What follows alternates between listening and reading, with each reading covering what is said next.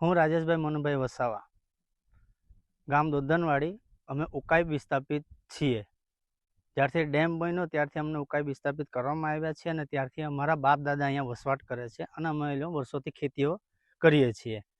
હાલ વડપાડા રેન્જની અંદર અમારી જમીનો છે, અમે આજથી બાપ દાદાથી અમે ખેતી કરતા આવ્યા છીએ। પણ હાલમાં ગયા વર્ષથી 2025 વન વિભાગ એમનું ટેન્ચ ખોદવાનું કામ અને અમારા ઊભા પાકનું નુકસાન કરવાનું કામ કરી રહ્યું છે। આ ઊભી પાકો હતી, તુવેરો હતી, બધું કાપી નાખ્યું છે અમારું, બરાબર છે। અમે ઘણી રજૂઆત કરી છે, વિધાનસભામાં કરી છે, કલેક્ટરમાં કરી છે, દરેક જગ્યાએ રાષ્ટ્રપતિ સુધી કરી છે અને આયોગ સુધી કર્યું છે અમે, છતાં પણ અમને કઈ વસ્તુ કરવા દેવામાં નથી। હાલમાં અહીંયા બંદોબસ્ત પોલીસ SRP ગ્રુપ આવી ગયું છે અહીંયા, અને એ અમારા ઢોર SRP ગ્રુપ અહીંયા આવી ગયું છે, એ અહીંયાથી અમારા ઢોરો પણ જવા નહીં દેતા કે ઘર વકરીનો કોઈ લાકડા માટે કે ઘાસચારો પણ કાપવા દેતા નથી આ લોકો।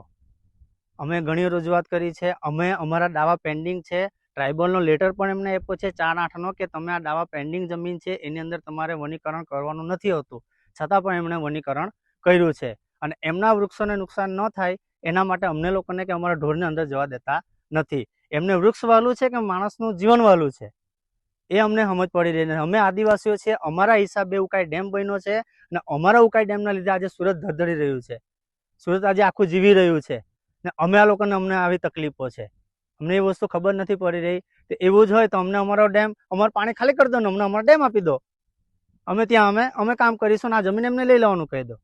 અમારા આખા પાકનું ને અમારા આખા બરબાદ કરી નાખ્યું છે આ લોકોએ। શું માંગણી છે?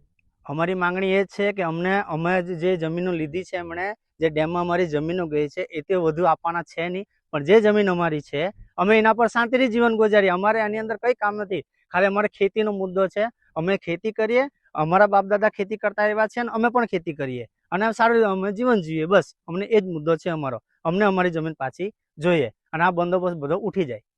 અમે 2019ની અંદર હાઈકોર્ટનો સ્ટેટસ કો પણ છે એ પણ એમને બતાવીએ છીએ, પણ એ પણ નહીં માનતા એ લોકો, એટલે એ લોકો સંવિધાનને જ માનતા નથી। આ વન વિભાગ સંવિધાનને જ માની નહીં રહ્યું।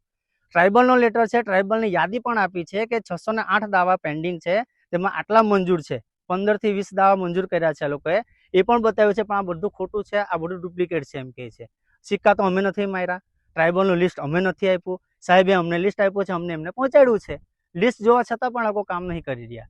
તો હવે સંવિધાનને જ આ લોકો નથી માની રહ્યા, તો અમે સંવિધાનને કેવી રીતના માનીએ?